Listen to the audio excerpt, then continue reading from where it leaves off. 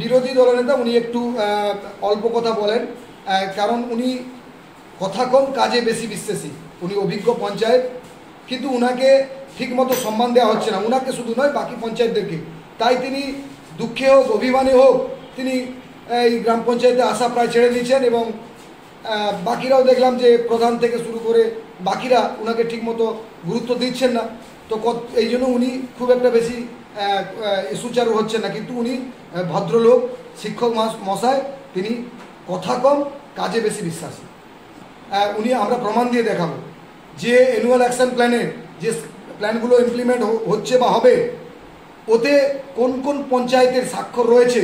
যদি হিম্মত থাকে ওনারা সংবাদ মাধ্যমের সামনে আমাদের নির্বাচিত পঞ্চায়েত যে 7 জন রয়েছে, 7 জনের কতজন পঞ্চায়েত ওই অ্যানুয়াল অ্যাকশন প্ল্যানে সিগনেচার করেছে এবং তাদের ওই স্কিমগুলো ওরা এন্ট্রি করেছে, আমি চ্যালেঞ্জ ছুড়ছি ওগুলো সংবাদ মাধ্যমের সঙ্গে ওনারা প্রকাশ করুন।